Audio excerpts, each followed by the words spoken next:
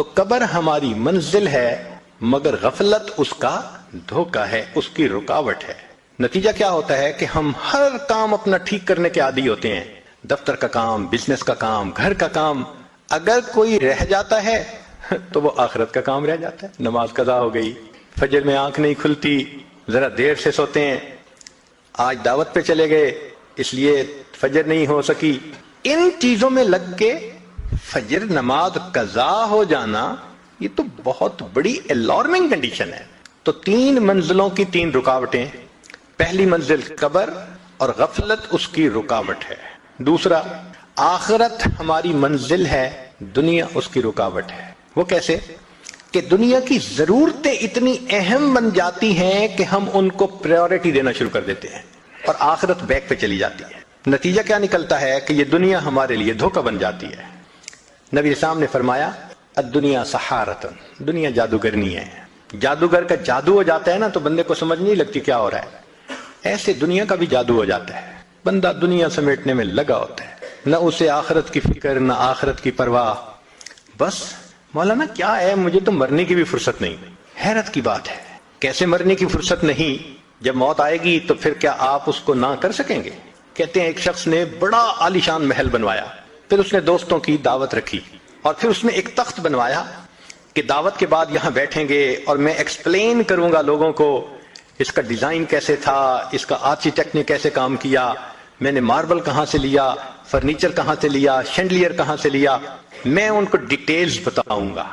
جب محفل عروج پر تھی اور وہ اپنی بلڈنگ کے بارے میں سب کچھ بتا رہا تھا، دروازے پہ دستک ہوئی۔ حضرت شیخ الحدیث رحمۃ اللہ فرماتے ہیں کہ اس کا نوکر گیا دیکھنے کے لیے تو ایک بڑے میاں کھڑے تھے، تو نوکر نے غصہ کیا، بڑے میاں آپ کو دروازہ کھٹکھٹانا نہیں آتا؟ اس نے کہا جاؤ اپنے مالک کو جا کر کہو کہ ملک الموت آئے ہیں۔ تو وہ حیران ہو گیا، آیا اور آ کے اس نے مالک کے قریب آ کے کان میں کہا ایک بڑے میاں باہر کھڑے ہیں اور کہتے ہیں کہ جا کے بتاؤ ملک الموت آئے ہیں۔ تو نام سن کے وہ حیران ہوا، کہتے یار اس کو کوئی بہانہ بناؤ، بھیج دو اس کو۔ جب کہا نا کہ بہانہ بنا کے بھیج دو تو دیکھا کہ وہ بوڑھا سامنے کھڑا تھا، کہنے لگا کہ جب میں آتا ہوں میں لوگوں کو بھگتاتا ہوں، مجھے کوئی نہیں بھگتا سکتا۔ یہ کہا اور اس کی روح کو قبض کر لیا۔ تو یہ دھوکہ ہے نا کہ انسان اتنا دنیا میں منہمک ہو جائے کہ آخرت ہی یاد نہ رہے، چاہے وہ بزنس ہو، چاہے وہ نوکری ہو یا کوئی اور چیز ہو۔ اچھا آج ہم اپنی زندگی کا جائزہ لیتے ہیں کہ ہم آج کیسے زندگی گزار رہے ہیں۔ ہے تو یہ بڑی پرسنل سی بات، لیکن ہم ذرا دیکھتے ہیں کہ آج عمومی طور پہ ہماری زندگی کا سکیجول کیا ہے۔ ہر بندے نے کوئی نہ کوئی روزانہ کا ٹارگٹ رکھا ہوتا ہے۔ مثلا بزنس مین جاتا ہے نا تو کہہ دیتے ہیں بھائی آج کا سیل ٹارگٹ اتنا ہے، آج کے دن میں ہم نے اتنی سیل کرنی ہے۔ فیکٹری والا جاتا ہے اور جا کے اپنے جنرل مینیجر کو بتا دیتا ہے آج کی پروڈکشن کا ٹارگٹ اتنا ہے۔ تو ٹارگٹ ہوتا ہے جس کو وہ اچیو کرتے ہیں پھر تینوں شفٹوں میں ہمت کر کے۔ جو نوکری پیشہ ہوتا ہے وہ جاتا ہے اور اس کا ٹارگٹ ہوتا ہے کہ آج میں نے اپنے ٹیبل پہ جتنی ڈاک ہے نا سب ختم کر دینی ہے، سب بیک لاگ نکال دینا ہے۔ یہ ٹارگٹ ہوتا ہے اس کا دن کا۔ عورت کے گھر ٹارگٹ ہوتا ہے آج میں نے نا گھر کی اچھی سیٹنگ کر دینی ہے، صاف کر دینا ہے، چنانچہ اس کا بھی روزانہ کا ایک ٹارگٹ ہوتا ہے۔ ہم دن کے 8 گھنٹے 10 گھنٹے دکان میں، بزنس میں، نوکری میں لگا کے پھر گھروں کو واپس آتے ہیں، تو دن کا میجر پارٹ جو شروع کا ہے وہ تو گزر چکا ہوتا ہے، اب ایوننگ شروع ہو گئی۔ ایوننگ میں دیکھیے پھر ہمارا کیا معاملہ۔ جو ذرا عمر کے بڑے ہیں وہ خبروں کے نام پہ ٹی وی دیکھیں گے کہ جی ذرا میں نیوز دیکھ رہا ہوں، نوجوان ہیں انٹرنیٹ پہ بیٹھ جائیں گے، انٹر انٹو دی نیٹ، وہ گھر جائیں گے کسی جال میں۔ عورتیں ہیں فرصت ہوئی تو وہ فون کر رہی ہیں اپنی فرینڈ کو، اپنی بہن کو، اپنے فلاں کو، اور بتا رہی ہیں کہ آج کیا ہوا، خامن نے کیا کہا، بچے نے کیا کیا، اس کے اوپر مصروف۔ جو چھوٹے چھوٹے بچے ہیں وہ کھیلوں میں مصروف ہو جائیں گے، چاہے وہ فزیکل کھیلیں ورنہ تو آئی پیڈ ہی لے کے بیٹھ جائیں گے۔ ہم نے بعض بچوں کو دیکھا 4 سے 5 گھنٹے آئی پیڈ پہ بیٹھے رہتے ہیں۔ یوں ہماری ایوننگ کا ٹائم گزر جاتا ہے۔ اب رات آتی ہے تو رات کو بعض ملکوں میں تو میاں بیوی کھانا کھا کے سو جاتے ہیں، اور بعض جگہوں پہ دوستوں کی دعوت ہوتی ہے، ڈائن آؤٹ کرنے کا شوق ہوتا ہے، آج ادھر کھانا کھائیں گے، کل ادھر کھانا کھائیں گے۔ کبھی خود کھانا کھانے جا رہے ہیں رشتہ داروں کے گھر، کبھی رشتہ دار ان کے گھر کھانا کھا رہے ہیں۔ نتیجہ کیا ہوتا ہے؟ آدھی رات گزر جاتی ہے۔ اب آدھی رات گزر گئی تو تھک ہار کے سوئے، فجر میں آنکھ ہی نہیں کھلتی، پھر اٹھے اور پھر ناشتہ کیا اور بھاگم بھاگ پھر وہی روٹین. پوچھنے کا سوال یہ ہے کہ پروڈکشن ٹارگٹ بھی تھا, سیل ٹارگٹ بھی تھا, ڈاک نکالنے کا بھی ٹارگٹ تھا, عورت نے گھر کو صاف رکھنا یہ بھی ٹارگٹ تھا. ان 24 گھنٹوں میں کوئی ہمارا عبادت کا بھی ٹارگٹ تھا؟ ہم نے یہ عہد کیا تھا آج ہم ایک پارہ بھی پڑھیں گے, اتنا دروشی پڑھیں گے, اتنا استغفار کریں گے, اتنا مراقبہ کریں گے, اتنی تہجد پڑھیں گے, لمبی دعا مانگیں گے؟ ٹارگٹ ہی نہیں بنا ہوا تھا. اب بتائیں کہ جس زندگی میں عبادت کا کوئی ٹارگٹ ہی نہیں تو وہ غفلت نہیں تو پھر اور کیا ہے؟ ایک بزرگ فرمایا کرتے تھے, اے دوست جتنا دنیا میں رہنا ہے اتنا دنیا کے لیے کوشش کر لے, جتنا آخرت میں رہنا ہے اتنا آخرت کے لیے کوشش کر لے. بھئی ہماری محنت پرپورشنل ہونی چاہیے نا. دنیا میں تو رہنا ہے 150 سال, آخرت میں رہنا ہے ہمیشہ ہمیشہ, لیکن ہم دنیا کے لیے ٹائم کتنا سپینڈ کرتے ہیں اور آخرت کے لیے کتنا کرتے ہیں, کوئی آپس میں پرپورشن ہی نظر نہیں آتا. امام غزالی رحمۃ اللہ نے لکھا ہے, زمین و آسمان کے درمیان جتنی جگہ ہے, سپیس ہے, ٹوٹل رائی کے دانوں سے بھر جائے اور ایک پرندہ ایک دانہ کھائے, 1000 سال کے بعد دوسرا دانہ کھائے, پھر 1000 سال کے بعد تیسرا دانہ کھائے, ایک وقت آئے گا زمین و آسمان کے درمیان کا یہ سارے گندم کے دانے ختم ہو جائیں گے, آخرت کی زندگی کبھی ختم نہیں ہے. اتنا ہم نے آخرت میں رہنا ہے اور وہاں کی تیاری کی فرصت نہیں ہے. اور جہاں 150 سال رہنے, وہ اچھی زندگی گزارنے کا خواب ہمارے دماغوں پہ مسلط ہو چکا ہے. ساری عمر کما کے ہم ایک گھر مشکل سے خریدتے ہیں اور آخرت کتنے آرام سے ہم بنا سکتے ہیں. چلیں آج آپ سے کیلکولیشنیں کرواتے ہیں, تھوڑی سی انجینئرنگ ہو جائے. آج نبی علیہ الصلوۃ والسلام نے فرمایا کہ جو شخص ایک مرتبہ سبحان اللہ کہتا ہے, اللہ تعالیٰ جنت میں ایک درخت لگا دیتے ہیں, اتنا بڑا درخت کہ عربی نسل کا گھوڑا اگر 70 سال تک دوڑتا رہے تب بھی سایہ ختم نہ ہو. یہ فضائل ذکر میں بھی حدیث ہے اور بھی بہت ساری کتابوں میں ہے. ایک دن ہمیں خیال آیا کہ ہم تھوڑا اس کی انجینئرنگ کرتے ہیں, تو ہم نے بیٹھ بیٹھ کے موٹی موٹی کیلکولیشنز کی. چیتا جو ہوتا ہے نا, چیتا یہ 90 کلومیٹر کی سپیڈ پہ بھاگتا ہے, جو لائن ہوتا ہے وہ 65 to 70 تک چلا جاتا ہے, اور جو گھوڑا ہے وہ 60 مائلز پر آور تک بھی جاتا ہے. ہم اس کو 50 لگا لیتے ہیں تاکہ کیلکولیشنیں آسان ہو جائیں. تو اگر 50 میل فی گھنٹہ کی رفتار سے عربی نسل کا گھوڑا دوڑے, اس کا مطلب عام گھوڑا نہیں, اسپیشل ریکارڈ قائم کرنے والے گھوڑے, تو ہم 50 کلومیٹر ہی لگا لیتے ہیں. تو 50 میل کی رفتار سے دوڑے تو 24 گھنٹے میں وہ 1200 میل کا فاصلہ طے کر سکتا ہے. 50 ضرب 24, سمپل سی کیلکولیشن ہے کہ 1200 میل ایک دن میں اس نے کر لیا, اور ایک مہینے میں 12 تیے 36, 36,000 مائلز اس نے کر لیے. اب ایک مہینے میں اگر 36,000 میل کیے تو سنیے, ہماری زمین کا جو گھیر ہے, سرکمفرنس ہے, وہ 24,000 کلومیٹر ہے, مائل ہے, اور زمین 1000 میل فی گھنٹہ کی رفتار سے گھوم رہی ہے. اس لیے 24 گھنٹے میں ہمارا دن رات کا سائیکل مکمل ہو جاتا ہے. تو اگر 24,000 میل زمین کا گھیر ہے تو یہاں تو 36,000 کر لیا. اس کا مطلب کہ وہ گھوڑا ایک دن میں, ایک مہینے میں 1.5 زمین کے برابر ایریا کور کر سکتا ہے. اچھا 1.5 زمین ایک مہینے میں, تو ایک سال میں 18 زمینیں, ایک سال میں 18 زمینیں تو 70 سال میں 18 ضرب 70 تو تقریباً 1260 زمینیں بنی.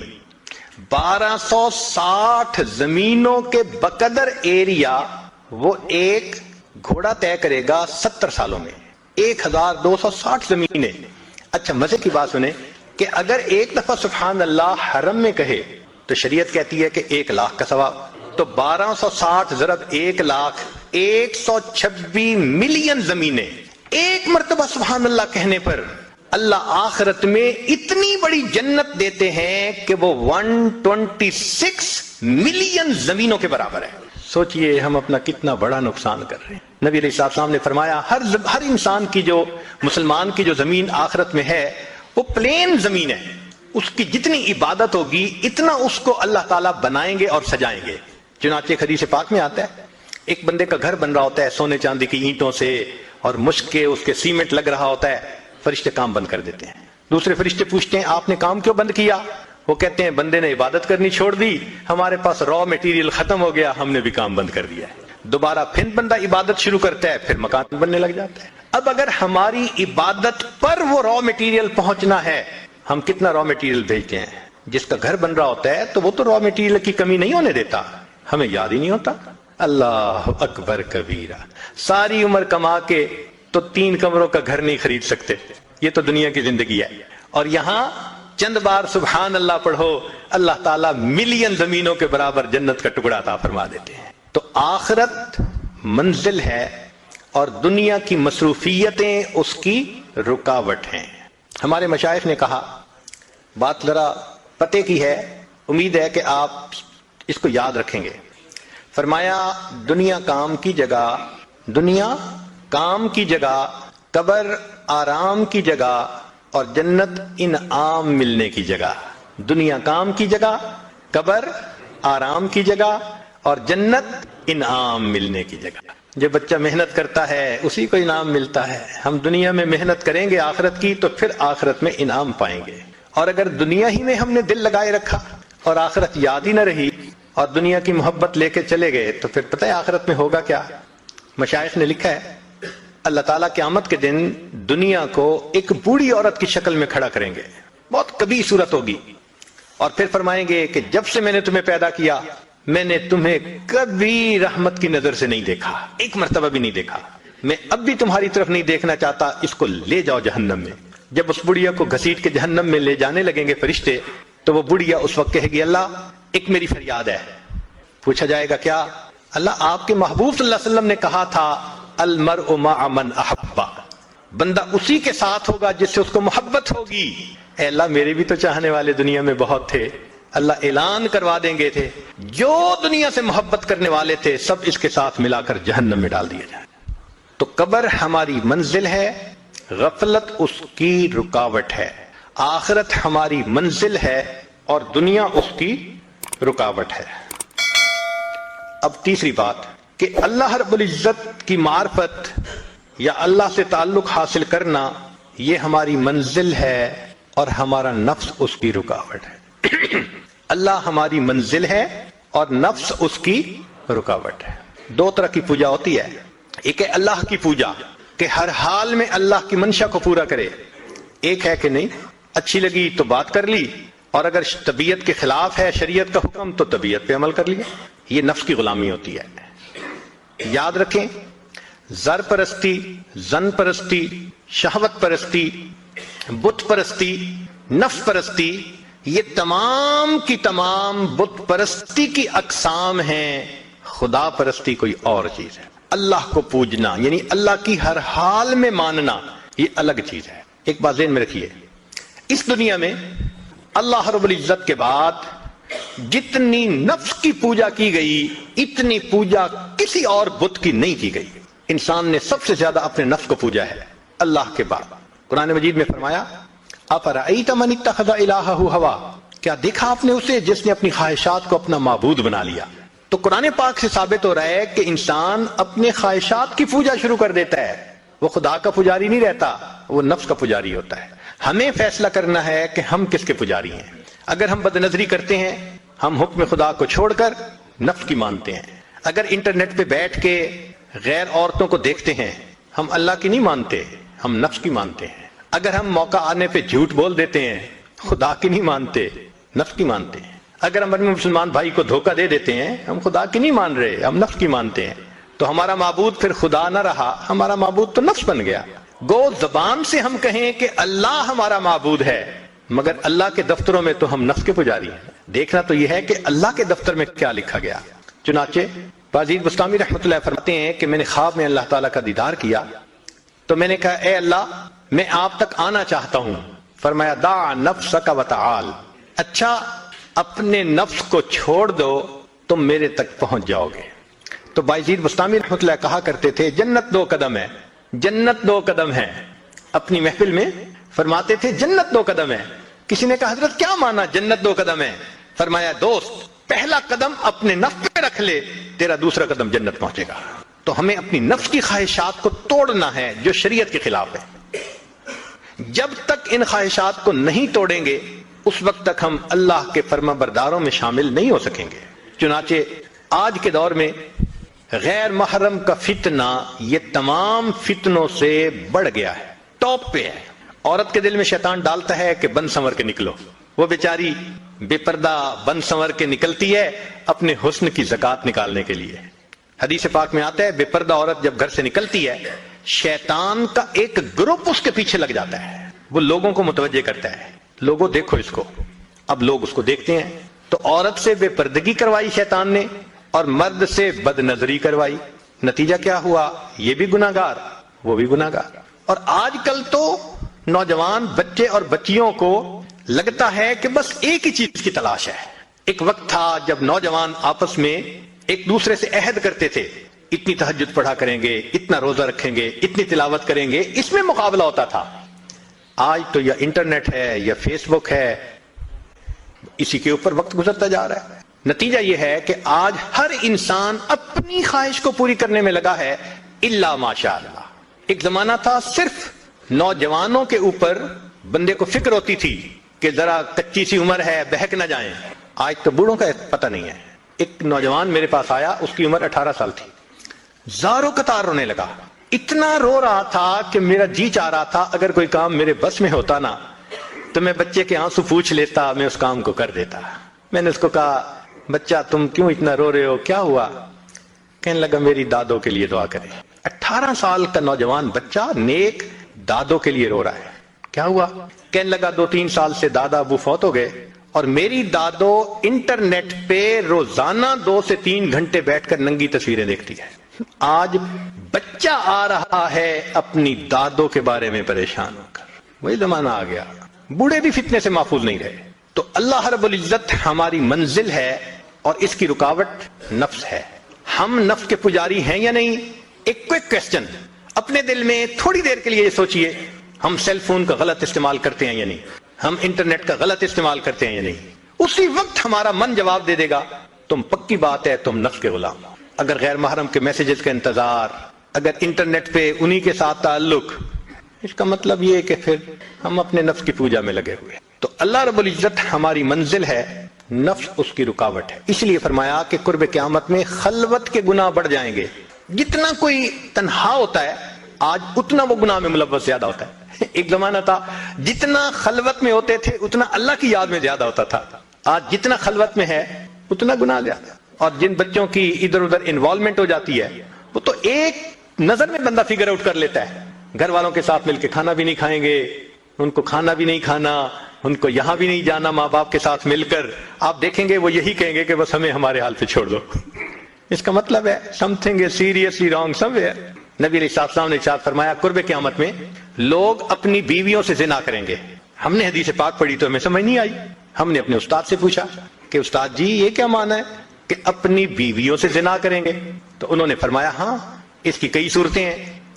ایک صورت تو اس کی یہ ہے کہ مرد یا عورت کوئی کفریہ بول دے اور نکاح ٹوٹ جائے اور ان کو اس کا پتہ ہی نہیں کہ نکاح ٹوٹا یا نہیں. اور واقعی آج تو کفریہ کلمات کا علم ہی نہیں لوگوں کے پاس. بہت سینسیٹیو مسئلہ ہے یہ.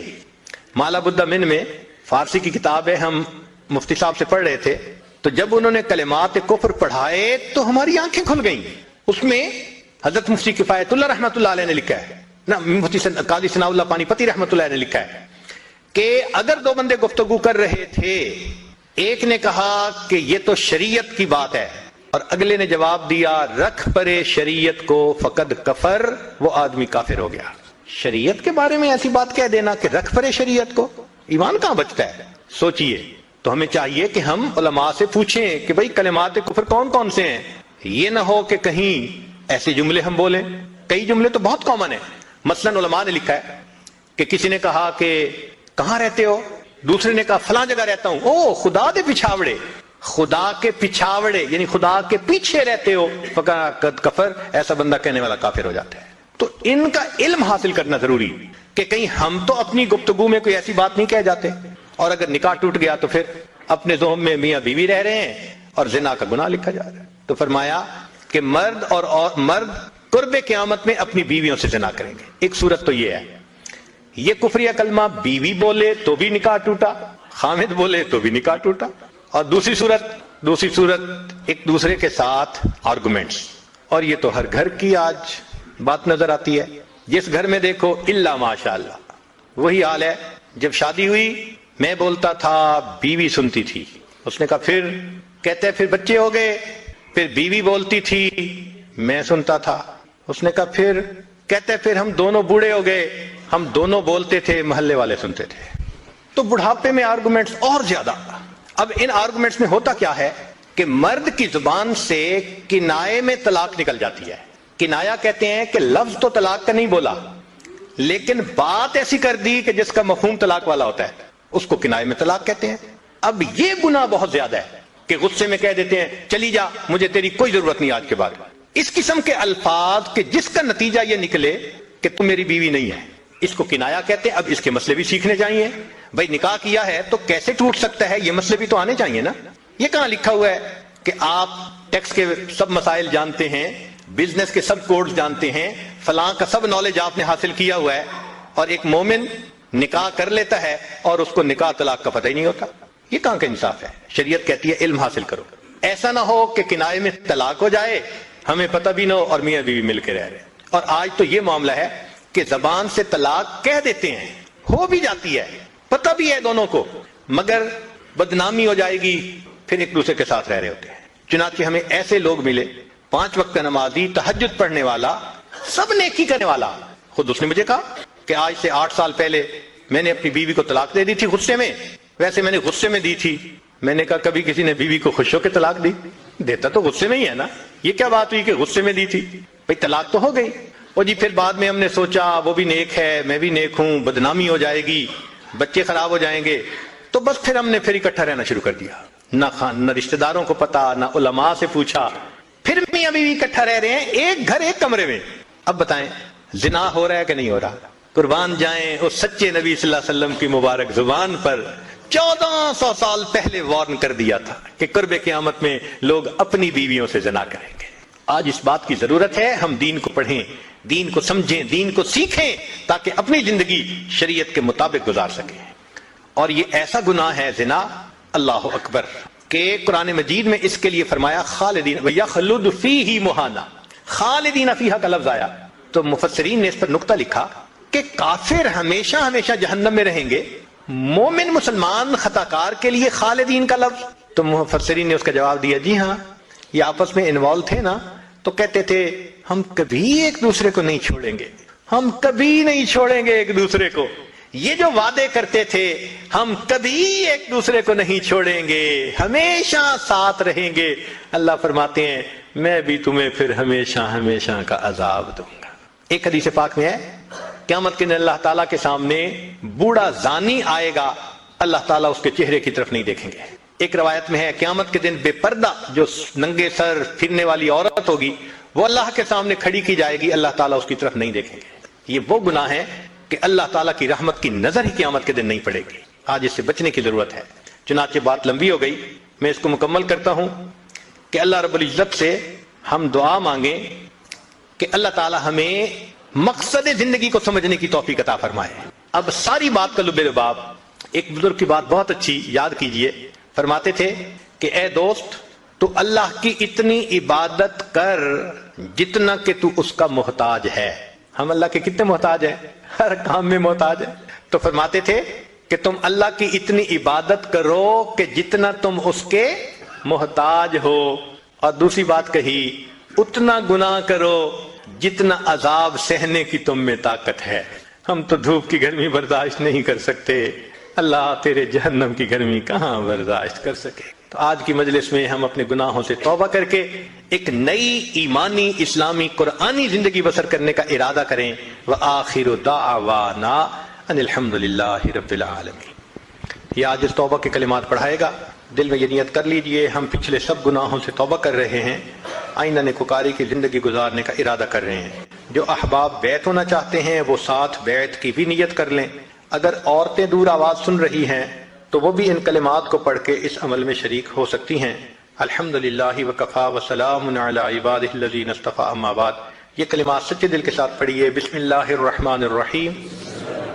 ला इलाहा इल्लल्लाह محمد الرسول اللہ آمنت باللہ وملائکتہ وکتبہ ورسلہ والیوم الآخر والقدر خیرہ وشرہ من اللہ تعالی والبعث بعد الموت آمنت باللہ کما ہوا باسمائہ وصفاتہ وقبلت جمیع احکامہ اقرار باللسان وتصدیق بالقلب اشہد ان لا الہ الا اللہ واشہد ان محمدا عبدہ ورسولہ استغفر اللہ ربی من کل ذنب واتوب الیہ برحمتک یا ارحم الراحمین۔ ان کلمات کو پڑھنے سے تو وطائف ہو چکے ہیں، چند معمولات ہیں، اگر باقاعدگی سے کریں گے تو اللہ تعالیٰ دل کو منور کریں گے۔ 100 مرتبہ استغفار پڑھنا صبح و شام، 100 مرتبہ درود شریف پڑھنا، روزانہ قرآن مجید کی تلاوت کرنا، چلتے پھرتے لیٹے بیٹھے دل میں اللہ کو یاد کرنا، اور روزانہ ذکر قلبی یعنی مراقبہ کرنا۔ ان کو پابندی سے کریں، انشاءاللہ دل میں اللہ تعالیٰ کی محبت بڑھے گی۔ وقت کم ہے، دعا سے پہلے ہم صرف چند منٹ کے لیے اپنے دل میں اللہ کو یاد کر لیں۔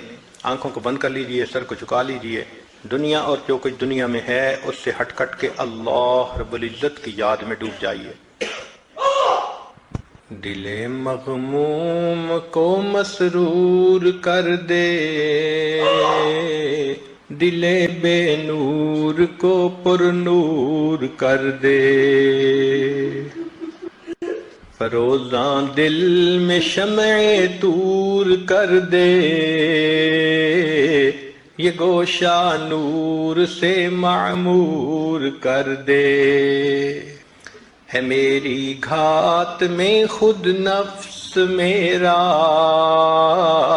خدایا اس کو بے مقدور کر دے، میرا ظاہر سنور جائے الہی،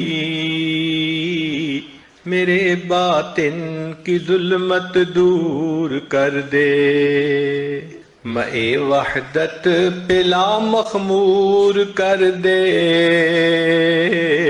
محبت کے نشے میں چور کر دے، میرا ظاہر سنور جائے الہی، میرے باطن کی ظلمت دور کر دے، مئے وحدت پلا مخمور کر دے، محبت کے نشے میں چور کر دے۔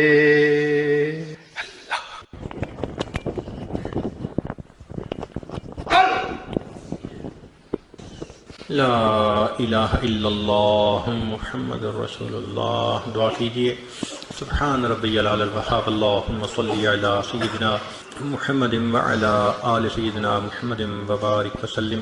اے کریم آقا، ہم آپ کے عاجز مسکین بندے ہیں، ہمارے گناہوں کو معاف فرما، خطاؤں سے درگزر فرما، عیبوں کی پردہ پوشی فرما، اللہ ہماری نگاہوں کو پاک فرما، دلوں کو صاف فرما، سینوں کو اپنی محبت سے لبریز فرما، اپنے عشق کی آتش ہمارے سینوں میں پیدا فرما۔ اے مالک، جو گناہ دن میں کیے معاف فرما، جو راتوں میں کیے معاف فرما، جو محفل میں کیے معاف فرما، جو تنہائیوں میں کیے معاف فرما، جو گناہ یاد ہیں وہ بھی معاف فرما، جو کر کے بھول گئے وہ گناہ بھی معاف فرما، جو ارادے سے کیے وہ گناہ بھی معاف فرما، جو بن ارادے کے ہوئے وہ بھی معاف فرما۔ لا ہمارے حال پر رحمت کی نظر فرما۔ میرے مالک، ہم آپ کو ناراض نہیں کرنا چاہتے، ہمارا نفس ہمارا ہے، شیطان دشمن پیچھے لگا ہے، اللہ ہمارے نفس کو مطمئنہ بنا دیجئے، شیطان بدبخت سے پیچھا چھڑا دیجئے، ہمیں پیشانی کے بالوں سے پکڑ کر نیکی کے رستے پہ چلا دیجئے۔ میرے مولا، بچہ چلتے چلتے تھک جاتا ہے، باپ کو کہتے ہیں ابو اٹھا لے، باپ خود بھی تھکا ہوا ہو، پھر بھی بچے کو اٹھا لیتا ہے، نہ نہیں کرتا۔ میرے مولا ہم اپنے نفس سے لڑتے لڑتے تھک گئے، اللہ آپ کی مدد چاہیے، اے اللہ رحمت فرما دیجئے، اے اللہ رحمت کر دیجئے، اے اللہ ہمارے نفس کو مطمئن بنا دیجئے، میرے مولا ہماری توبہ قبول فرما دیجئے، اے اللہ ہمیں نیکی کی زندگی عطا فرما دیجئے۔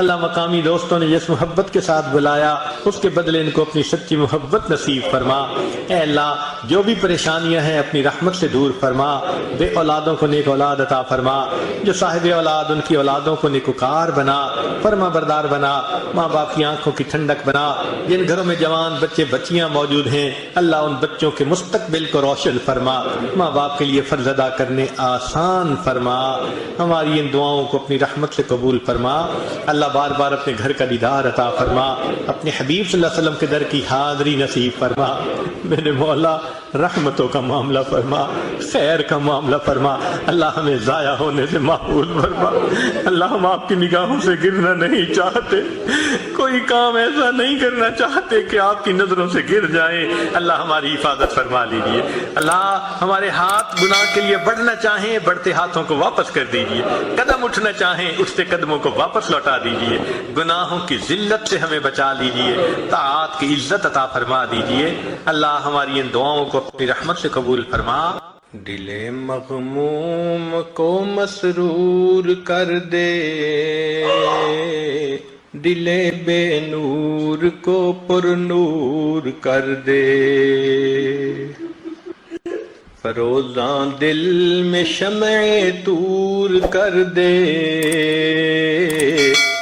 یہ گوشہ نور سے معمور کر دے۔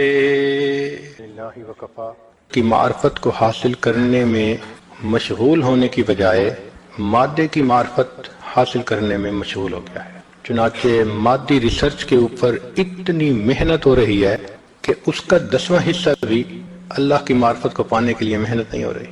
حق تو یہ تھا کہ ہم اللہ کی معرفت پانے کے لیے زندگی گزارتے ہیں، تو اللہ تعالیٰ کی بجائے مادے کی معرفت کو حاصل کرنے میں زندگیاں گزر رہی ہیں۔ دوسرا، آخرت سنوارنے کی بجائے دنیا سنوارنا یہ مقصد بنتا چلا جا رہا ہے۔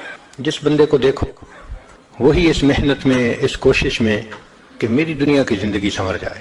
اور تیسرا، اپنے من کو سنوارنے کی بجائے انسان اپنے تن کو سنوارنے میں لگا ہوا ہے۔ حق تو یہ تھا کہ ہم اپنے من کو سنوارتے ہیں، مگر ادھر سے غفلت ہے اور تن کو سنوارنے کے پیچھے پڑے ہوئے ہیں۔ ذرا دیکھو عورت کے 24 گھنٹوں میں سے کتنا وقت اپنے ظاہر کو سنوارنے میں گزرتا ہے، چہرے کی خوبصورتی، اپنے کپڑوں کی خوبصورتی، باقی چیزوں کی خوبصورتی، لگتا ہے 24 گھنٹے اسی سوچ اور فکر میں اس کا وقت گزر جاتا ہے۔ اس لیے اس دنیا کو دھوکے کا گھر کہا گیا کہ یہاں لکھے پڑھوں کو دھوکا لگتا ہے۔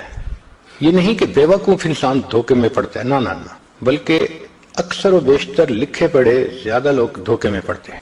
یہ دنیا ایک پل کی مانند ہے، کوئی بھی عقل مند انسان پل پہ اپنا گھر نہیں بناتا، اور ہم اس پل پر اپنی جنت سجانے میں لگے ہوئے ہیں۔ ہر بندہ اس نے ایک سوچ بنا لی ہے، ایسا گھر ہو، اتنی خوبصورت بیوی ہو، ایسے بچے ہوں، میری فیکٹری ایسی ہو، میرا بزنس ایسا ہو، میری گاڑی ایسی ہو۔ ایک خواب ہر بندہ دیکھ لیتا ہے، پھر اس جنت کو سجانے میں وہ 24 گھنٹے لگا رہتا ہے، اپنے ڈریم کو پورا کرنے میں، کہ ڈریم شوڈ کم ٹرو، اس کے پیچھے لگا ہوا ہے۔ چنانچہ جتنی نعمتیں بڑھتی جا رہی ہیں اتنا ہی انسان لذتوں کا خوگر بنتا جا رہا ہے، وہ ضروریات کو اپنا مقصد بناتا جا رہا ہے۔ کھانا پینا ضرورت زندگی ہے، مقصد زندگی نہیں ہے۔ مقصد زندگی اللہ کی بندگی، مقصد حیات اللہ کی یاد ہے۔ مقصد تو ہمیں یاد نہیں ہوتا اور ضرورت کو ہم اپنے اوپر مسلط کر لیتے۔ اللہ کی شان دیکھیں کہ جتنا اللہ کی نعمتیں آج ہیں اس سے پہلے شاید کبھی نہیں تھی۔ پہلے لوگ سفر کرتے تھے کتنی مشکلات میں، آج سفر کرتے ہیں ایئر کنڈیشن بسوں میں، ٹرینوں میں، ہوائی جہازوں میں، مہینوں کے سفر گھنٹوں میں طے ہو جاتے ہیں۔ جتنی گھروں میں سہولتیں آج ہیں اس سے پہلے کبھی نہیں تھی، لیکن جتنی کھانے پینے کی چیزیں آج ہیں اس سے پہلے تھیں نہیں۔ اور اللہ کی شان دیکھیں کہ جتنے اللہ تعالیٰ کے شکوے آج ہیں اس سے پہلے کبھی تھے ہی نہیں۔ جتنا نعمتیں زیادہ ملتی جا رہی ہیں ہمارے شکوے بڑھتے جا رہے ہیں۔ اس کی وجہ یہ ہم اپنی خواہش کو پورا کرنے میں لگے ہوئے ہیں۔ شریعت نے کہا کہ ضرورت کو پورا کر سکتے ہو، ضرورت کی ایک حد ہوتی ہے، خواہش کو دنیا میں پورا مت کرو، خواہش کی کوئی انتہا نہیں ہوتی۔ خواہش کو پوری کرنے کی جگہ جنت ہے، جب وہاں جاؤ گے وَلَكُمْ فِيهَا مَا تَشْتَهِي أَنفُسُكُمْ وَلَكُمْ فِيهَا مَا تَدَّعُونَ، جو تمہارا جی چاہے گا، جو تمہارے دل میں خواہش پیدا ہوگی، ہم تمہاری ہر خواہش کو پورا کر دکھائیں گے۔ تو دنیا ضرورت پوری کرنے کی جگہ ہے تاکہ مقصد کو پورا کر سکیں، اور جنت وہ پھر خواہش کو پوری کرنے کی جگہ ہے۔ اللہ رب العزت نے بھی کیا مہمان خانہ بنایا کہ جہاں ہر آنے والے مہمان کی ہر خواہش کو پورا کر دیا جائے گا۔ آج 3 طرح کی زندگیاں نظر آتی ہیں۔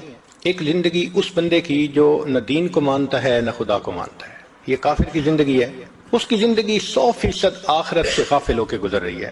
ایک زندگی اس بندے کی جو کلمہ پڑھ کے مسلمان تو بن چکا مگر اس پر خواہشات غالب ہیں، وہ اسلام میں داخل تو ہو چکا مگر 100% اسلام کے مطابق زندگی نہیں گزار پا رہا، اپنی خواہشات پہ بھی عمل کر جاتا ہے، کبھی فجر قضا، کبھی عشاء قضا، کبھی یہ عمل چھوٹا کبھی وہ عمل چھوٹا، یہ فسق و فجور کی زندگی ہے۔ ایک تیسری زندگی ہے جس کو مومن کامل کی زندگی کہتے ہیں، یہ بہت تھوڑے لوگ ہیں۔ ہم میں سے اکثریت وہ لوگ ہیں کہ جو اللہ کی رحمت سے کلمہ پڑھ کے مسلمان تو بن چکے لیکن ابھی نفس کے قیدی ہیں، نفس کے گرفتار ہیں، کبھی شیطان یہ گناہ کروا دیتا ہے کبھی وہ گناہ کروا دیتا ہے۔ تو ملی جلی زندگی ہے ہماری، نام ہم مسلمان کا اپنے اوپر لے رہے ہیں، الحمدللہ کہ ہم نے کلمہ پڑھا ہے، مگر 100% شریعت کے مطابق زندگی ہماری نہیں ہے۔ مسجد میں نماز پڑھ کے نکلتے ہیں، مسجد کے دروازے سے بد نظری شروع کر دیتے ہیں، نماز بھی 5 وقت پڑھتے ہیں، زبان سے جھوٹ بھی بولتے ہیں، ہم دین میں وقت بھی لگاتے ہیں، کاروبار میں دھوکہ بھی دیتے ہیں۔ تو کہنے کو مسلمان مگر کام مسلمان والے نہیں ہیں، یہ ملی جلی زندگی ہے۔ اور اکثر زندگی آپ کو ایسے ہی ملے گی، اکثر مسلمانوں کو آپ دیکھیں وہ اسی طرح کی زندگی گزار رہے ہیں، آدھا تیتر آدھا بٹیر، یہ ہماری زندگی کی ایک ترتیب بنی ہوئی ہے۔ چنانچہ سکرین پہ غیر محرم کو دیکھنا معمول بنا ہوا ہے، بعض گھروں میں خبروں کے نام پہ محفلیں ہوتی ہیں شادی بیاہ کی، تو مرد اور عورت کی مخلوط محفلیں ہوتی ہیں، پردے کا بھی کوئی خیال نہیں ہوتا، تو ہیں بھی مسلمان الحمدللہ مگر مرضی کی زندگی ہے، شریعت والی زندگی نہیں نظر آتی۔ نتیجہ کیا ہوتا ہے کہ مسلمان ہونے کے باوجود ہم اسلام کی برکتوں سے واقف نہیں ہوتے، ہم اسلام کی برکتوں سے محروم ہوتے ہیں۔ ہمارے ایک چھوٹے بچے نے آئی پیڈ کے اوپر کوڈ لگانا سیکھ لیا، چھوٹی سی عمر تھی، اب اس کا بڑا شوق، جب آئی پیڈ ہاتھ میں آئے روز اس کا کوڈ بدل کے نیا۔ اس کی امی نے اس کو سکھایا کہ دیکھو بچے، ایک ڈیجٹ رکھنا 3 4 5 تاکہ تمہیں پتہ رہے کہ کوڈ کیا ہے، اس کو یاد۔ اللہ کی شان، ایک دن جب اس نے کوڈ لگانا تھا تو لگاتے لگاتے درمیان میں کوئی ڈیجٹ بدل گئی، اب اس نے آئی پیڈ کو کھولنا چاہا نہ کھلا، والدہ کو کہا آئی پیڈ نہیں کھلتا، جب چند دفعہ ٹرائیز کی تو اس نے کہہ دیا کہ اب آپ چند دفعہ صرف اور ٹرائی کر سکتے ہیں ورنہ بند ہو جائے گا۔ ہم نے ایک آئی ٹی اسپیشلسٹ تھے، ان سے ریکویسٹ کی کہ بھئی بچہ رو بھی رہا ہے اور غلطی بھی کر بیٹھے، اس نے 2 دفعہ ٹرائی کی تو آئی پیڈ مستقل بند ہو گیا، کھلتا ہی نہیں۔ اب ہمیں پھر دکاندار کے پاس جانا پڑا، اس نے ٹوٹل اس کو ریکنفیگر کیا، سارا ڈیٹا بھی گیا، فلاں بھی گیا، پھر جا کے نیا اس کا کوڈ بنا۔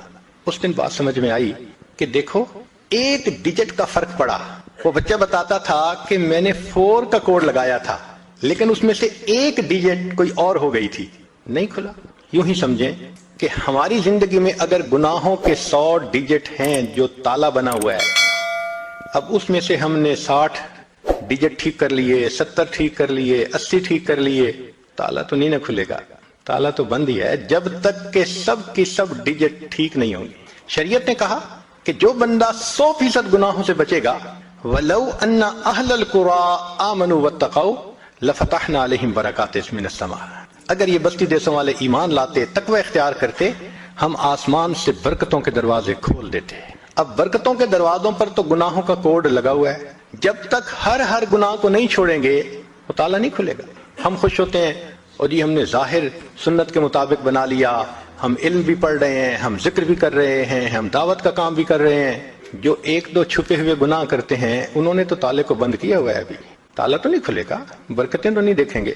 ہمیں پتہ ہی نہیں کہ مسلمان کی زندگی میں برکت کیا ہوتی ہے.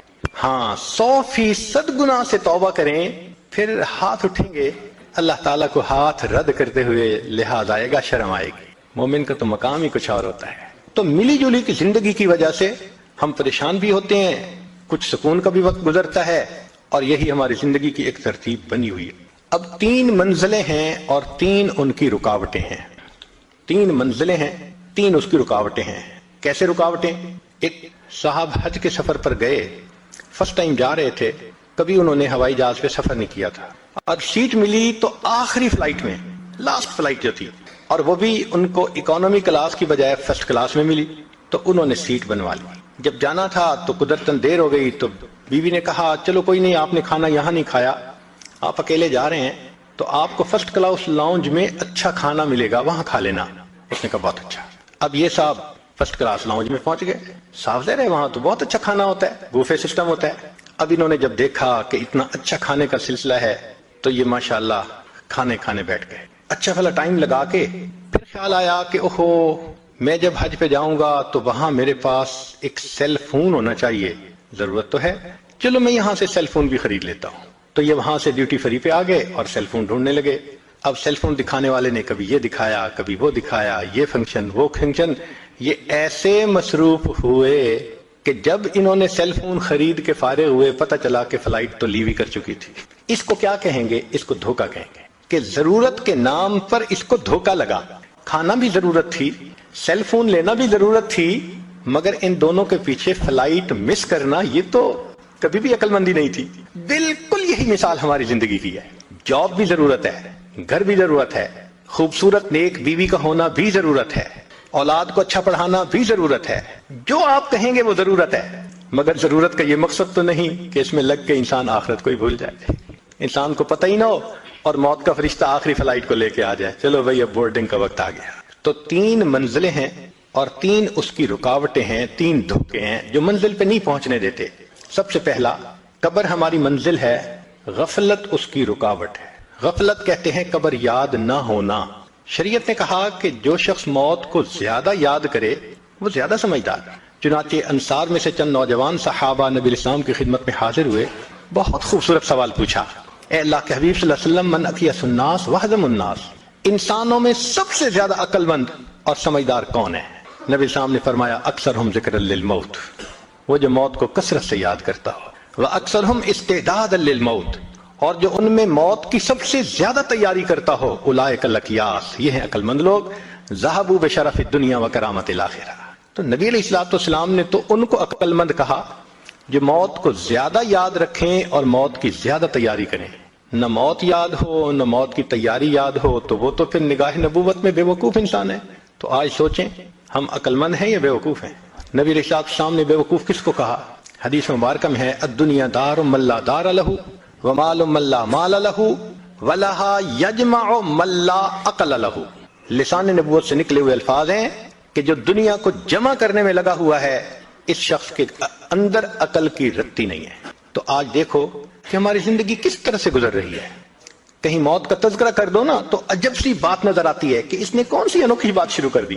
حالانکہ صحابہ رضی اللہ عنہم کا مزاج ایسا تھا کہ وہ وقتاً فوقتاً موت کا تذکرہ کرتے رہتے تھے, سنتے رہتے تھے. سیدنا عمر بن الخطاب رضی اللہ عنہ نے ایک شخص کے ذمہ لگایا تھا آپ میرے ساتھ ساتھ رہنا اور موقع کی مناسبت سے موت کا تذکرہ چھیڑتے رہنا.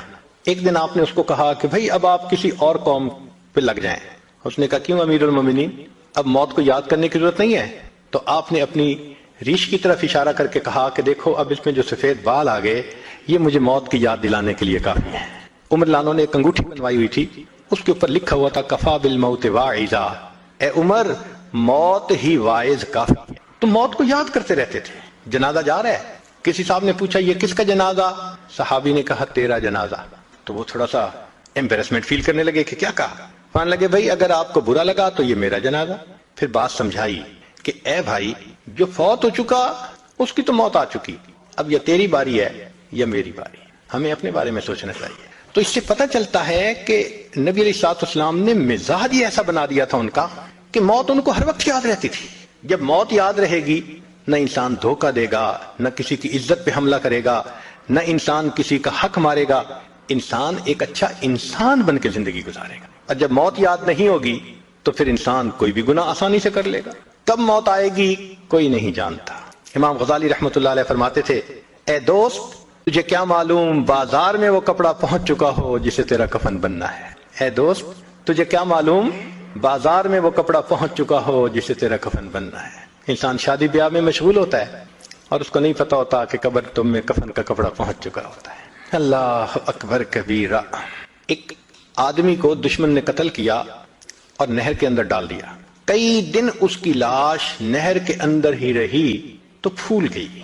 ایسی پھول گئی کہ جب اس کو نکالا گیا تو پتہ نہیں چلتا تھا کہ یہ کون ہے کون نہیں. پہچاننا مشکل تھا. یہ بھی پتہ نہیں تھا کہ کس شہر کا ہے. چنانچہ پولیس نے کاغذی کارروائی کر کے جو قریب بستی تھی اس کے عالم کو کہا کہ بھائی آخر مسلمان ہے, آپ اس کو نہلا دیں, کفنا دیں اور دفن کر دیں, ہمیں تو اس کے وارث کا کوئی پتہ نہیں. لو جی, امام صاحب نے بستی والوں کو کہا کہ لوگوں نہلا تو میں دوں گا, میرے پاس کفن کے پیسے تو نہیں ہیں, تو کفن کے پیسے دو. دیہاتی علاقوں میں لوگوں کے پاس کھانے پینے کے لیے چیزیں تو ہوتی ہیں, سپینڈنگ کیپیسٹی نہیں ہوتی, کیش نہیں ہوتا. انہوں نے کہا مولانا اعلان کر دو مسجد میں. بستی میں اعلان ہوا, لوگوں لاوارث نعش ہے, کفن خریدنا ہے, اس کا چندہ کرو. کوئی 5 روپے لایا, کوئی 10 روپے لایا. آدھا گھنٹہ اعلان ہوتا رہا لاوارث نعش, اور پھر جا کے پیسے پورے ہوئے تو اس کو کفن دے کے اس کا جنازہ پڑھا کے اس کو دفن کر دیا گیا. پولیس اس کی تفتیش میں تو لگی ہوئی تھی. 3 مہینے کے بعد کیس کی حقیقت کھلی تو پتہ چلا کہ وہ ایک علاقے میں ایک پورے گاؤں کا نمبردار تھا اور اس کی 4 مربع زمین تھی جس میں فروٹ کا گارڈن بنا ہوا تھا. کروڑوں پتی تھا, کروڑوں روپیہ اس کے بینک اکاؤنٹ میں تھا, اور اس کے 4 جوان العمر بیٹے تھے. 4 بیٹے ہیں, کروڑوں پتی ہے, بینک میں کروڑوں روپیہ ہے, لیکن اس کو کبھی پتہ نہیں تھا جب میں مروں گا میرے کفن کے لیے آدھا گھنٹہ چندہ کیا جائے گا. وارث مان نہ کری وارثاں دا, رب بے وارثہ کر مارتا ہے. فرماتے ہیں کہ اے وارث تو اپنے وارثوں کا مان نہ کرنا, اللہ تعالیٰ کبھی کبھی بندے کو لاوارث کر کے مار دیا کرتے ہیں, کیا پتا کس حال میں موت آئے. ایک شخص 5ویں منزل پہ کوئی کام کر رہا تھا, ونڈو میں پاؤں جو اس کا اکھڑا اور کوئی چیز ٹوٹی تو وہ نیچے سڑک پر آ کر گرا, اور میٹل روڈ تھی, مگر اللہ کی شان نہ ہڈی ٹوٹی, کوئی فریکچر نہیں ہوا, نہ خون نکلا. ایسے لگتا تھا کسی نے اس کو کیچ کر کے زمین کے اوپر رکھ دیا. لوگ بڑے حیران, 5ویں منزل سے گرا, کوئی انجری بھی نہیں ہے. لوگ اس کو مبارکباد دینے لگے. تیسرے چوتھے دن اس کے 2 دوست آئے اس کو ملنے کے لیے اور کہنے لگے کہ تمہیں نئی زندگی ملی ہے, ہمیں مٹھائی کھلاؤ. اس نے کہا آپ بیٹھیں, یہ میرے بالکل گھر کے سامنے جو یہ مٹھائی کی دکان ہے نا, سویٹ شاپ ہے, ابھی میں تازہ مٹھائی لے کے آتا ہوں. وہ بٹھا کے گھر کہا کہ تم چائے بناؤ. بیوی کو کہا میں ابھی تازہ مٹھائی لاتا ہوں. بیوی نے گھر کے اندر ماربل لگا ہوا تھا اور اس کو دھویا تھا, صاف کیا تھا, اور وہ گیلا تھا. خاوند اپنے گھر میں ماربل کے فرش پر چلتا ہوا آ رہا ہے, پاؤں جو پھسلا, سر کے بل گرا, اس کو موت آ گئی. 5ویں منزل سے گرا, ایک قطرہ خون کا نہیں نکلا, فرش سے پھسلا, موت کا وقت آ چکا. ہمیں کیا پتا کب موت آنی ہے. اس لیے نبی علیہ السلام نے فرمایا کن فی الدنیا کأنک غریب او عابر السبیل, دنیا میں ایسے زندگی گزارو جیسے کوئی مسافر ہوتا ہے یا جیسے کوئی پردیسی ہوا کرتا ہے. جو پردیسی ہوتے ہیں نا, ان کے ذہن میں ہر وقت ہوتا ہے ہم نے واپس جانا ہے, ہم بھی یہاں پردیسی ہیں. ہر وقت یہ سوچ رہنی چاہیے کہ ایک دن ہم نے واپس اپنے وطن جنت جانا ہے. مگر غفلت آ جاتی ہے, اور غفلت بھی کیسی کہ بندے کو مرنا یاد ہی نہیں. ایک بڑے میاں تھے, 85 سال عمر تھی. ایک مرتبہ اس عاجز نے ان سے بات کی کہ اب تو ہماری ریٹائرمنٹ کی عمر ہے, مجھے بھی چاہیے کہ میں اللہ اللہ کروں, نیکی کروں, آپ بھی اللہ اللہ کریں. تو بات سن کے وہ بڑے میاں نے اپنے گھٹنے کو پکڑا, کہنے لگے پیر صاحب دعا کرو یہ گھٹنے کی درد ٹھیک ہو جائے نا, پھر میں نماز شروع کر دوں گا. جو 85 سال کی عمر میں گھٹنے کے درد ختم ہونے کا منتظر ہو کہ پھر نماز شروع کروں گا, یہ دھوکہ نہیں تو کیا ہے. عرفات کے میدان میں وقوف کا وقت ہے, لوگ دعائیں مانگتے ہیں, کئی تو لمبی مانگتے ہیں اور کئی ہم جیسے کم ہمت تھوڑی سی دعا مانگ کے تھک جاتے ہیں. تو ہم نے دیکھا ایک بڑے میاں 2 نوجوانوں کے ساتھ ہنسی مذاق کی باتیں کر رہے تھے. تو حیرت ہوئی, اللہ وقوف کا وقت ہے اور اس وقت میں بڑے میاں ہنسی مذاق کی باتیں. تو میرا دل چاہا کہ میں ان کو تھوڑا یاد دہانی کرواؤں, اور جب سنا تو ماشاءاللہ وہ نوجوانوں سے شادی کی باتیں کر رہے تھے، ٹاپک بھی یہ اور وقوف عرفات کا وقت. تو میں نے پوچھا بڑے میاں کیا حال ہے؟ کہنے لگے جو گزر جائے واہ واہ ہے، جو گزر جائے واہ واہ ہے. حالانکہ جو گزر رہی تھی وہ تو آہ آہ تھی. تو پوچھا آپ کی عمر کتنی ہوگی؟ کہتے ہیں ویسے تو 72 سال عمر ہو گئی لیکن دل میرا 27 سے اوپر نہیں گیا. میدان عرفات میں وقوف عرفہ کے وقت اگر 72 سال کی عمر کا بندہ یہ جواب دے کہ عمر تو میری 72 سال ہو گئی، دل 27 سے اوپر نہیں گیا، یہ دھوکہ نہیں تو پھر